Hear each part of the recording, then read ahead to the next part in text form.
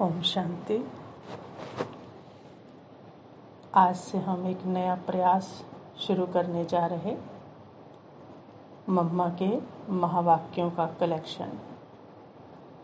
मम्मा के मुख से उच्चारे गए जो ज्ञान रतन हमें मिलते जाएंगे, हम उन्हें अपनी इस सीरीज़ में संजोते जाएंगे, जिससे कि हम भी हमारी माँ ने कैसे बाबा को समझा, समझाया और धारण किया, ताकि हम भी उनके कदमों पर चलने का पुरुषार्थ कर सके और उनकी पालना का अनुभव कर सके। तो आज सुनते हैं मम्मा के महावाक्य। नंबर 1 है, हेडिंग में कहा, इस दुख की दुनिया में कोई भी तमन्ना नहीं रखनी है। सुख की दुनिया में चलने के लिए अपने संस्कार देवताई बनाने हैं। गीत बजा, किसी ने अपना बना के मुझको मुस्कुराना सिखा दिया।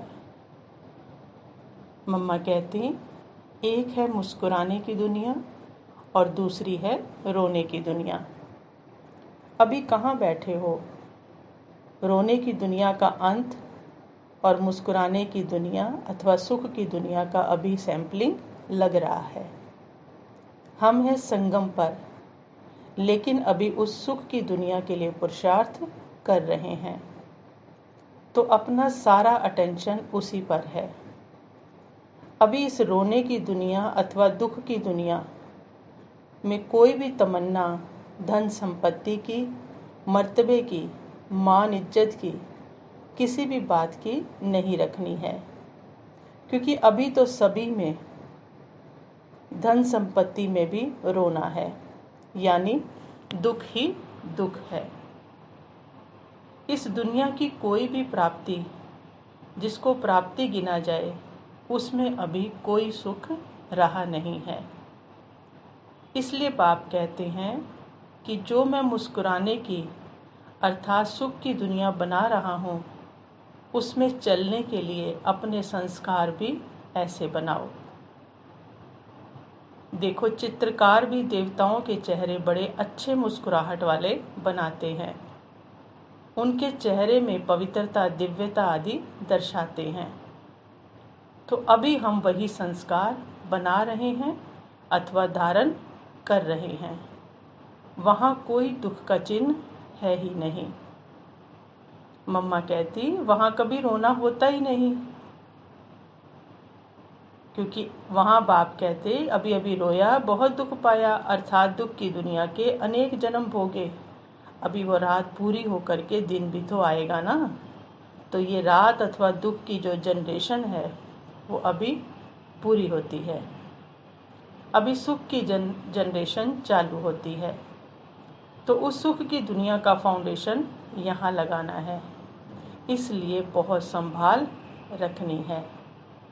अभी फाउंडेशन लगा तो लगा, अगर नहीं लगा तो फिर सदा के लिए उस सुख को प्राप्त करने से वंचित रह जाएंगे। जो गाया भी हुआ है ना कि मनुष्य जन्म अति दुर्लभ है, वो किस जन्म के लिए गाया है? मम्मा कहती, इसी जन्म के लिए, क्योंकि ऐसे जन्म तो हमारे बहुत हैं, परंतु सबसे महत्व इस जन्म का है, क्योंकि अभी हम अपना ऊंच जनरेशन का फाउंडेशन लगा रहे हैं। कई समझते हैं कि मनुष्य जन्म 84 लाख योनियों के बाद मिलता है, इसलिए समझते हैं कि यह मनुष्य जन्म अति दुर्लभ है। ये 84 लाख योनियों के बाद ही एक सुख का जन्म मिलता है। मम्मा कहती है कि परंतु अगर ऐसा होता तो सभी मनुष्य सुखी होने चाहिए थे ना, फिर इतना दुख क्यों भोगते हैं? मनुष्य को तो मनुष्य जन्म में ही अपने जन्म से लेकर जो दुख अथवा सुख है या जो भी कर्मों का हिसाब है वो भोगना है। बाकी ऐसे नहीं कि कोई जानवर, पंछी, पशु या वृक्ष आदि मनुष्य बनता है। नहीं, ये तो सभी बातें अभी बुद्धि में है कि मनुष्य को अपने कर्म का हिसाब मनुष्य जन्म में पाना है। और ये भी जानते हैं कि मनुष्य के अधिक से अधिक 84 जन्म होते हैं। बाकी जितना जितना जो पीछे आते हैं उनके जन्म भी कम रहेंगे। तो ये सभी हिसाब अभी बुद्धि में है। उसी हिसाब अनुसार हम जानते हैं कि हमारा अभी ये अंतिम जन्म है, जिसमें अभी हम नई जनरेशन अथवा सुख के अनेक जन्मों की जो प्रारब्ध है वो बना सकते हैं। इसलिए इस जन्म की महिमा है कि ये जन्म सबसे उत्तम है, क्योंकि इसमें हम उत्तम बन सकते हैं। तो इस जन्म की बहुत संभाल और अटेंशन रखने का है। यही टाइम है जबकि परमात्मा आकर के अभी हमको ऊंच बनाने का बल दे रहा है। तो अभी जब हमसे बल मिल रहा है तो लेना ही है। ऐसे नहीं इस जन्म में हम आपे ही ऊंच बन जाएंगे, नहीं। बनाने वाला आया जब है तो उससे अपने को बनना है। वो तो बनाने के लिए आया है, लेकिन मम्मा कहते हैं उनसे अपने को बनना है। कैसे बनना है? उनके फरमान अथवा उनकी जो आज्ञा व मत मिल रही है उसको ले करके। अभी उनकी मत व डायरेक्शन क्या है? वो तो अच्छी तरह से बुद्धि में है ना। बी होली एंड बी योगी, मुझे याद करो और पवित्र रहो। तो ये बात अपनी बुद्धि में अच्छी तरह से रखकर उनके फरमान पर अपने को चलाना है। तब अपना जो सौभाग्य है वो ऊंच बना सकेंगे, अथवा उस सुख की, सदा सुख की दुनिया का सुख पा सकेंगे। मम्मा कहती, ऐसे तो नहीं समझते हो कि ये सब कल्पनाएं हैं? ऐसा तो ख्याल नहीं आता है। कल्पना क्यों समझी जाए, जबकि हम देख रहे हैं ये दुख की दुनिया है। तो ये तो कल्पना नहीं है ना। दुख की दुनिया तो प्रैक्टिकल है। तो जरूर सुख की दुनिया भी प्रैक्टिकल होनी चाहिए, जो अभी नहीं है लेकिन होनी तो चाहिए ना। ऐसे तो नहीं ये संसार सदा दुख का ही है।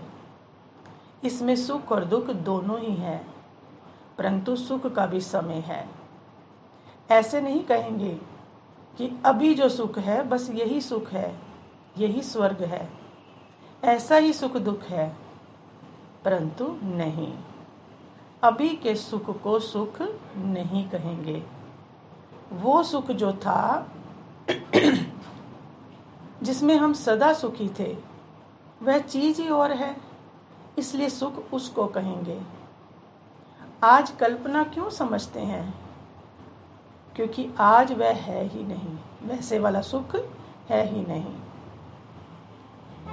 परंतु ये अपने विवेक और इस नॉलेज के बल से समझते हैं कि जब दुख की दुनिया है तो जरूर सुख की दुनिया भी होनी चाहिए। कई तो ऐसा मार्ग बतलाते हैं कि भले दुख आवे परंतु ये समझो कि मैं सुखी हूँ। इसलिए कई समझते हैं कि सुख की कोई इच्छा या तमन्ना नहीं रखनी है। इससे इच्छा मात्रम अविद्या बनना है। इसकी इच्छा ही क्या रखनी है? जो होता है उसमें ही सुख समझो। फिर भले रोग हो, भले कोई अकाले मृत्यु हो, कोई भी ऐसी बात हो, परंतु तुम अपने को समझो मैं सुखी हूँ।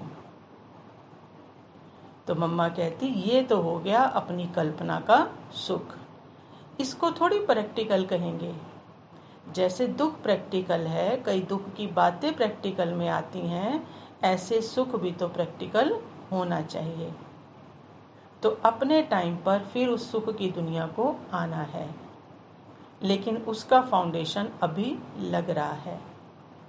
उसके लिए हमें अभी अपने कर्मों को श्रेष्ठ बनाना है, क्योंकि ये कर्म क्षेत्र है, कर्म भूमि है। इसमें जो बोएंगे सो पाएंगे, ये भी इसका नियम है। बाप कहते हैं इस लॉ को तो मैं भी ब्रेक नहीं कर सकता हूँ।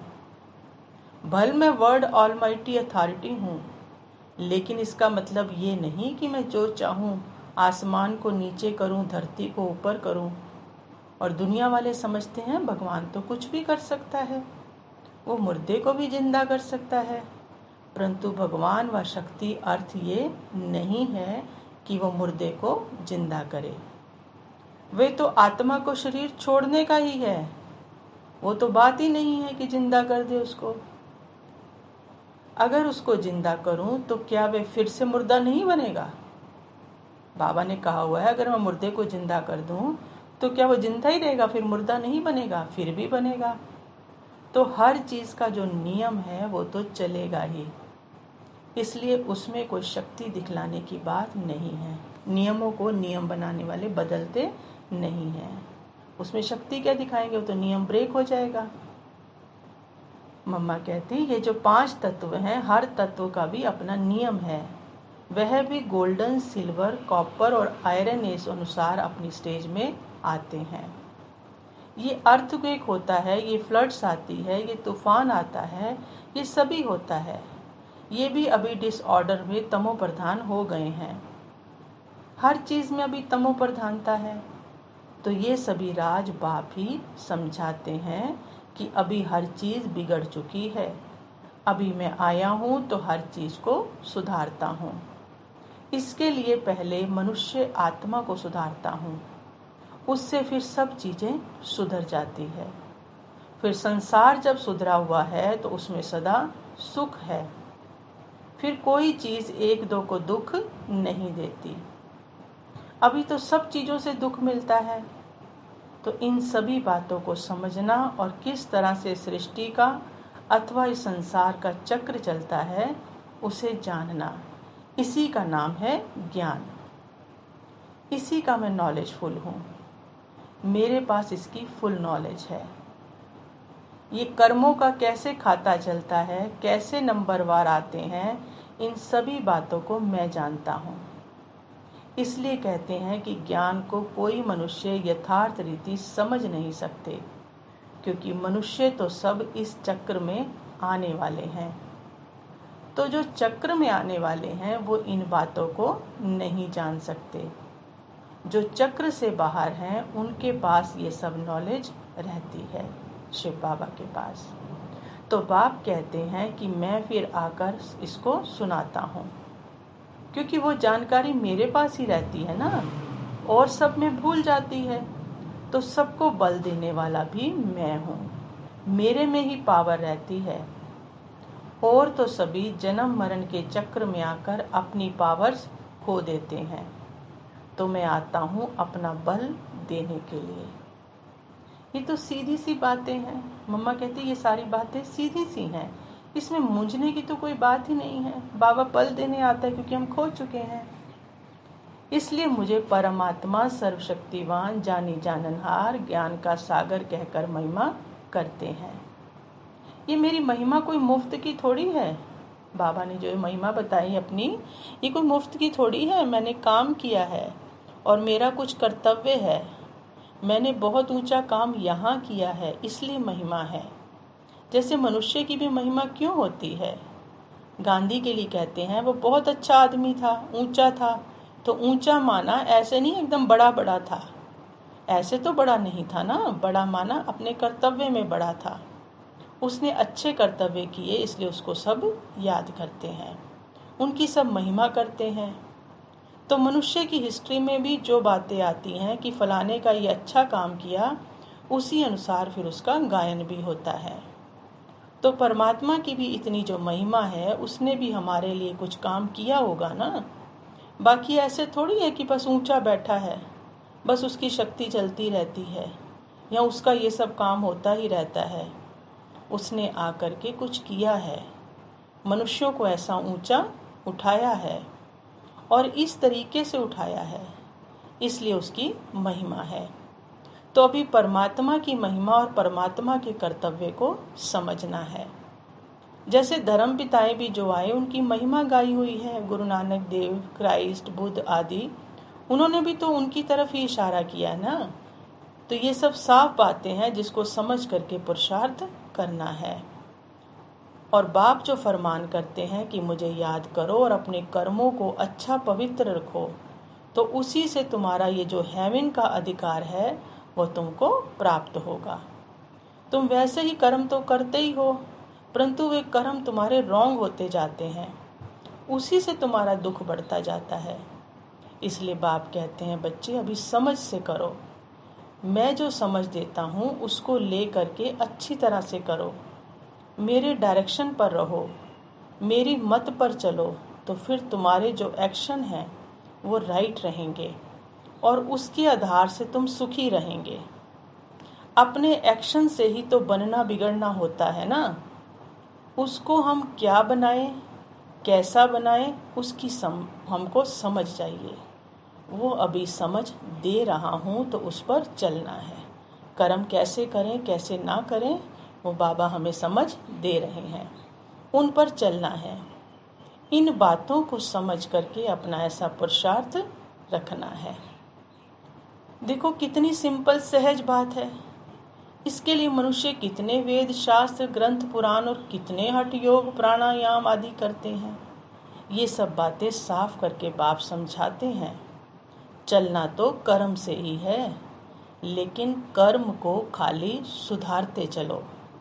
वो सुधारो कैसे वो समझाते हैं। उसके लिए तुमको कोई विद्वान पंडित या आचार्य बनने की बात नहीं है। तुमको अपने कर्म को स्वच्छ बनाने का है। और स्वच्छता या पवित्रता क्या है वो बैठ करके बाबा स्पष्ट समझाते हैं कि तुम मेरी याद के बिना पवित्र बन ही नहीं सकते हो।